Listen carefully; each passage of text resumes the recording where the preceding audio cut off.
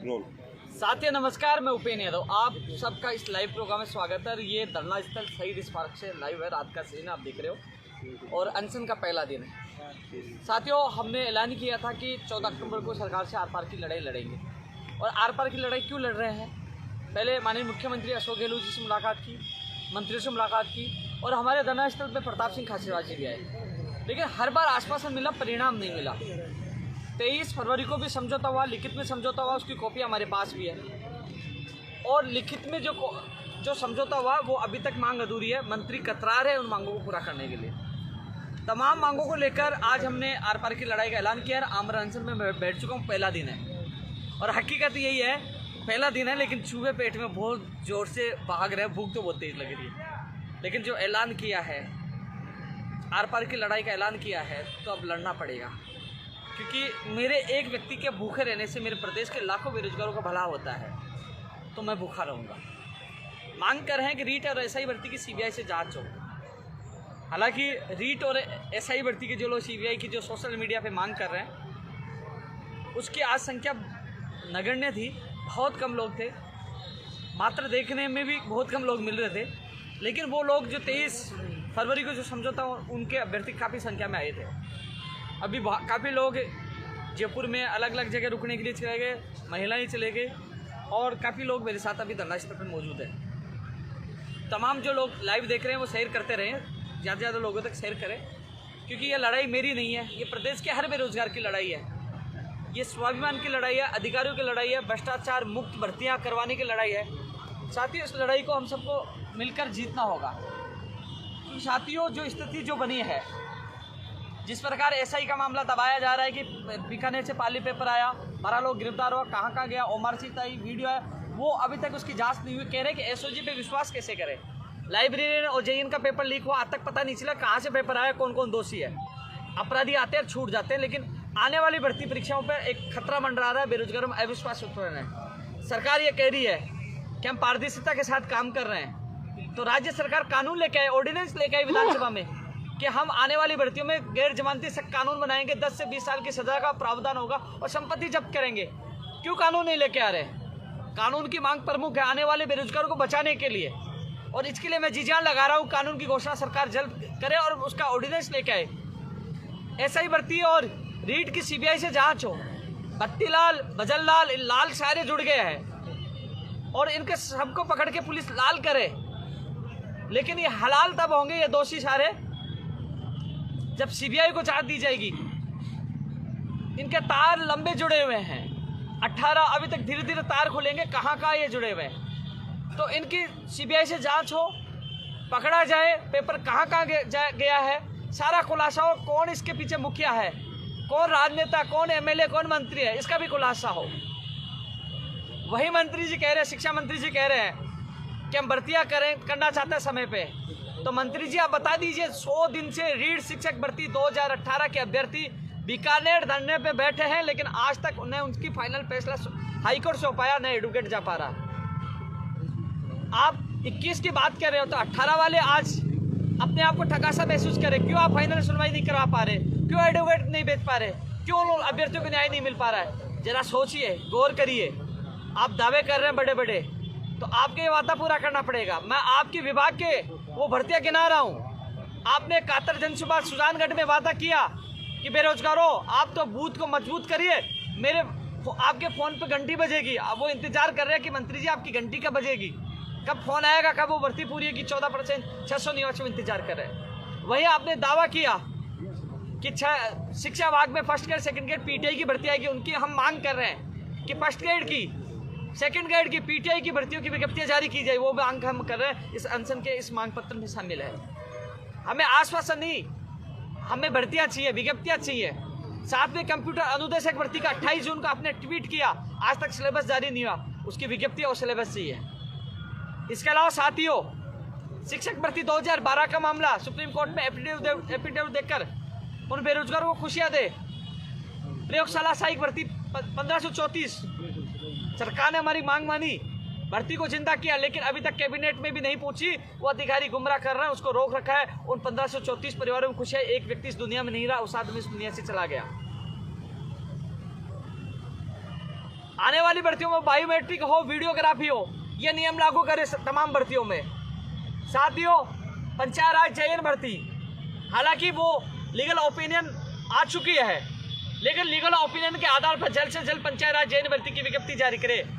Technical helper भर्ती की जो विज्ञप्ति सितंबर में जारी होनी थी वो अधूरी है, उसकी वो विज्ञप्ति जारी करे। जो तमाम लोग जिन जिन भर्तियों के अभ्यर्थी आए उन भर्तियों की मैं चर्चा कर रहा हूँ।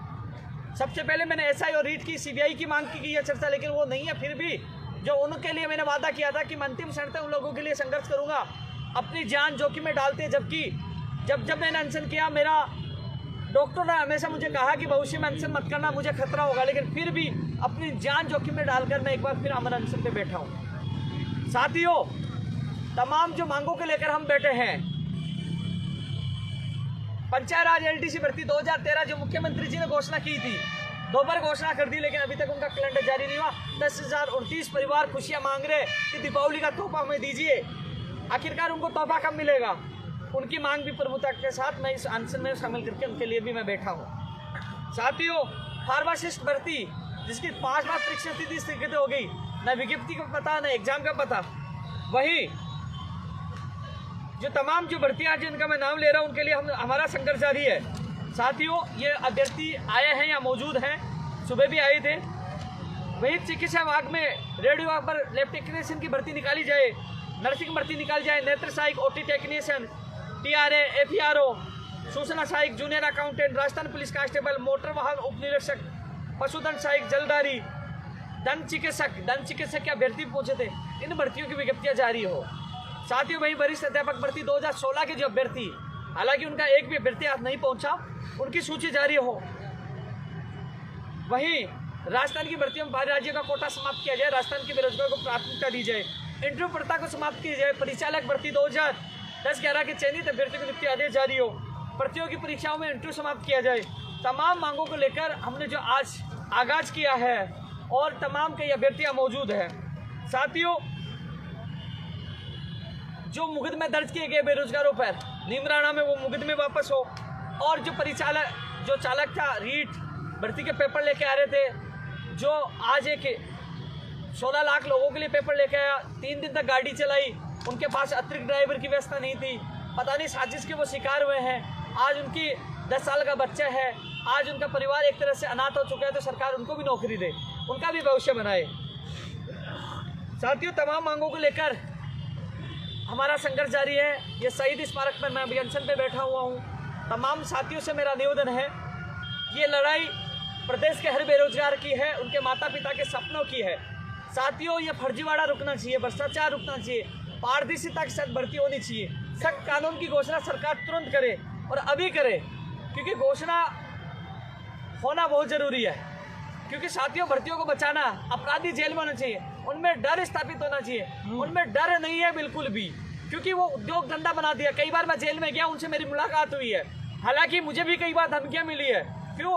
क्योंकि उनके उद्योग धंधा बंद होने वाले हैं, लेकिन सब धमकियां सहन करके अपनी जान जोखिम में डालकर मेरे प्रदेश के बेरोजगार को बचाने की मैं कोशिश कर रहा हूँ। साथियों, जिस प्रकार माहौल बार बार बदलते हैं, लेकिन जब भी लंबित भर्तियां हो, नई भर्तियां हो, फर्जीवाड़ा हो, और तमाम बेरोजगारों के लिए जब कोई संकट आता है तो उपेंद्र यादव आपके बीच में रहता, आपके साथ रहता है। वो सब लोग गायब हो गए हैं जो कुछ समय के लिए आते हैं, कुछ समय की आवाज़ उठाते हैं, सुर्खियों में आते हैं और वो चले जाते हैं। साथियों, आप पे जब भी संकट आया हो, आपका भाई साथ था, आज आपके लिए आपका भाई आपके बीच में है। तो साथियों, हम सब इस लड़ाई को हमको मिलकर लड़ना होगा, जीतना होगा।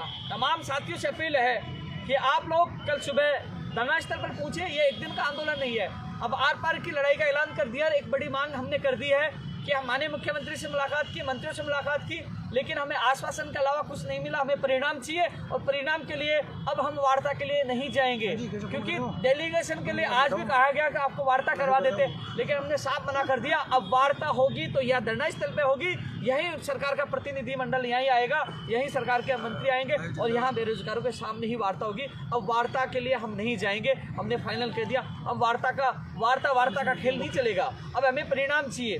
जिस प्रकार आप मुख्यमंत्री जी ने हमें बुलाया, हम गए, मंत्रियों ने बुलाया, हम गए, मंत्री जी हमारे बीच में, हमने उनकी सुनी। हर बार हमने मंत्री और सरकार की सुनी, अब सरकार को बेरोजगारों की सुननी होगी। हम घर से निकल के, हम यहाँ से निकल के नहीं जाएंगे। अब सरकार को ही हमारे बीच में आना होगा। सरकार से हमें आश्वासन नहीं, परिणाम चाहिए। लिखित में जो आश्वासन मिला वो आश्वासन आज भी अधूरा है। मंत्रियों को सुनना पड़ेगा, सरकार को हमारी मांगे माननी पड़ेगी।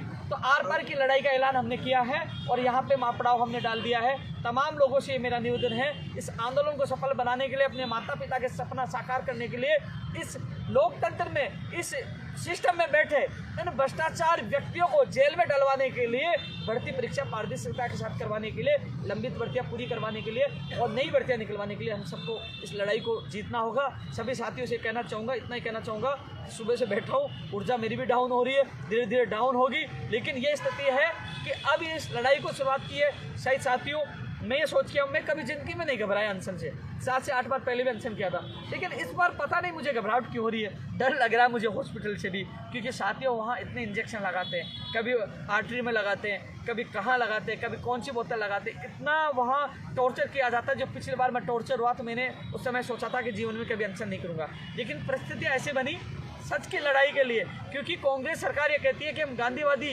पार्टी की विचारधारा से जुड़े हुए हैं, तो गांधीवादी तरीके से हम अनशन कर रहे हैं। अब आपको सुनना होगा, यदि हालांकि ये जरूर है कि सरकार नहीं सुनती है तो आने वाले वल्लभनगर दरियावार चुनाव में सरकार को बड़ा नुकसान उठाना पड़ेगा।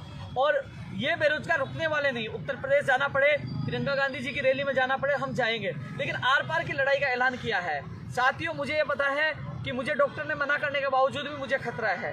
खतरा होने के बावजूद भी एक बार फिर मैं मेरी जान के साथ खेलकर मैं मेरे प्रदेश के बेरोजगारों के लिए, आर पार की लड़ाई के लिए मैं शहीद स्मारक पर बैठा हूँ। और ये लड़ाई रोचक हो चुकी है। भैया, किस चीज़ को क्या खतरा है? मुझे किसी ने कहा, मान लीजिए किसी के बेखाओं में आके किसी ने भ्रमित करके, डॉक्टर साहब ने मुझे दलाल कहा, कुछ कहा, मैं मेरी जगह सही था, मैंने कहा कि साहब मैं हिंदुस्तान छोड़ दूंगा, आप साबित कर दीजिए।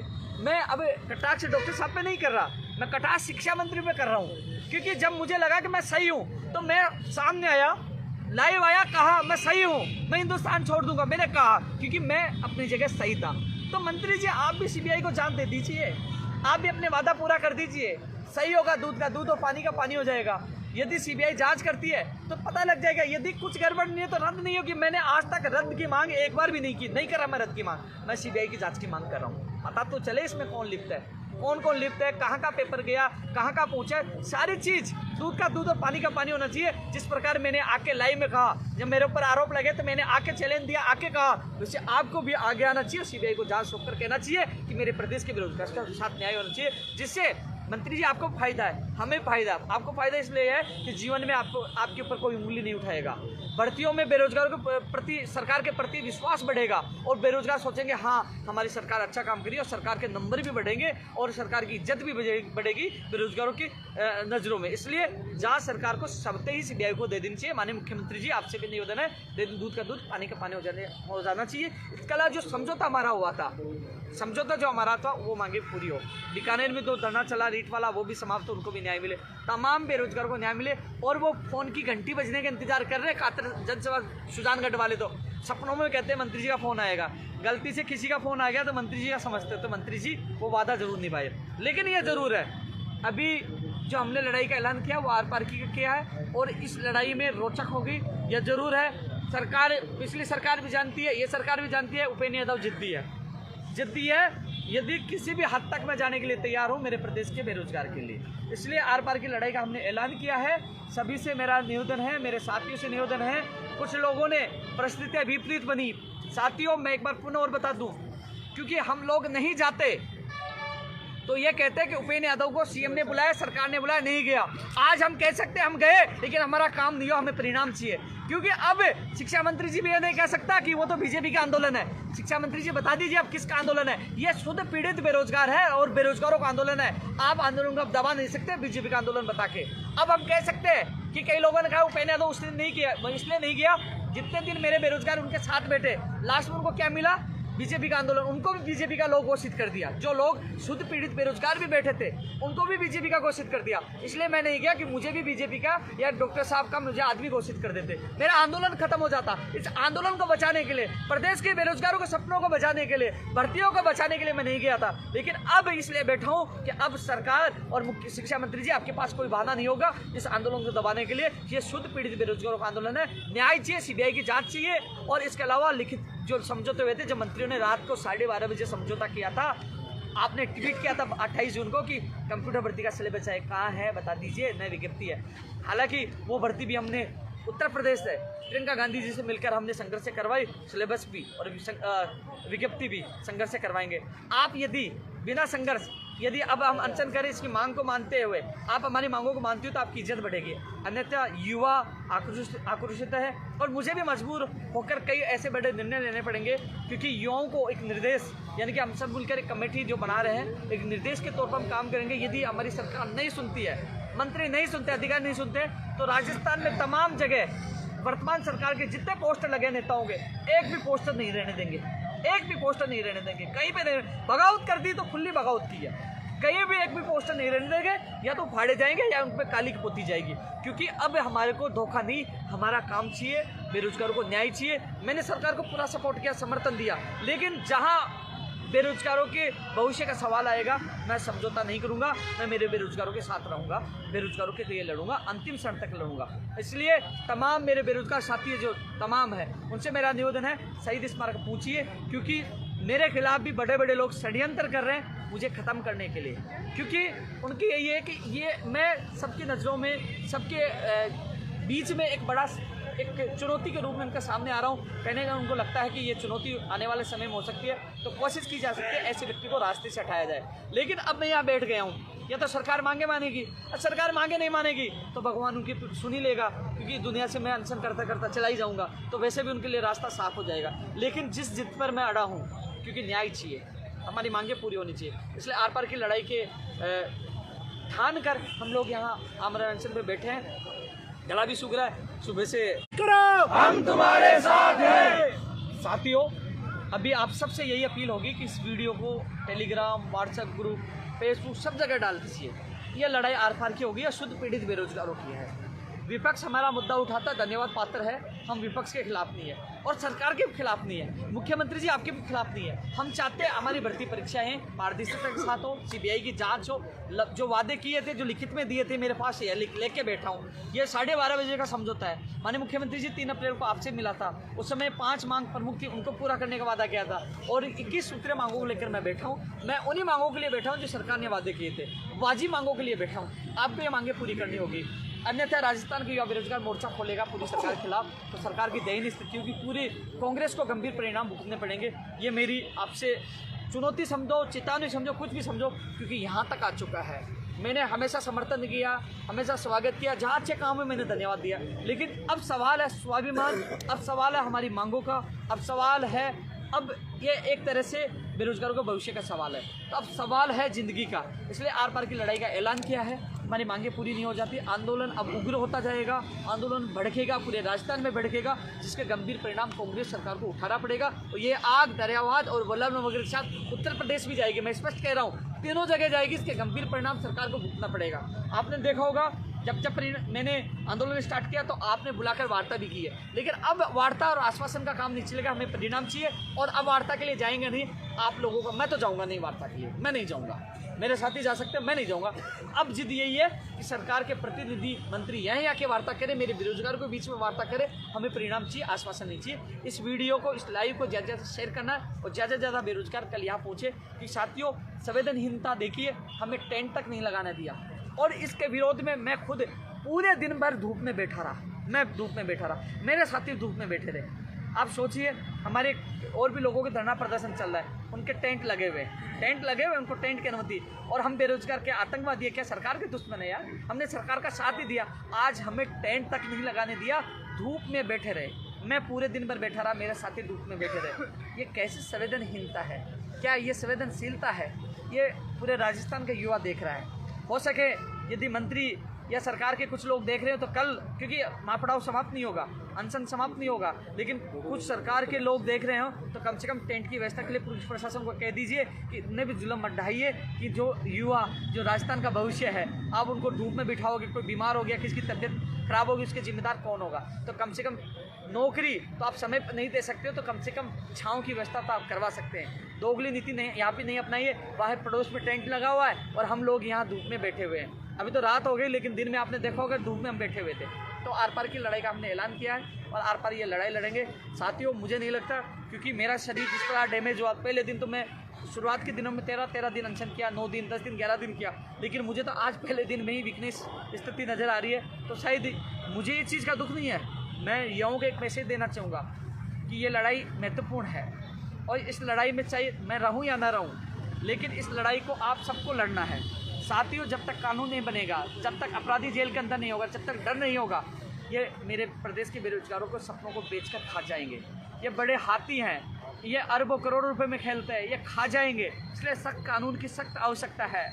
और जो लोग 100 दिन तक धरने दे रहे हैं, जिनकी जो हमें लिखित में समझौता वो मांगे भी होना जरूरी है। इन तमाम वाजिब मांगों के लिए हमने आर पार की लड़ाई का ऐलान किया है और लड़ाई जारी है। रात को भी शहीद स्मारक पर हम डटे हुए हैं और आर पार की लड़ाई जारी रहेगी। साथ ही इतना ही कहना चाहूँगा, आप लोग इस लड़ाई में आए।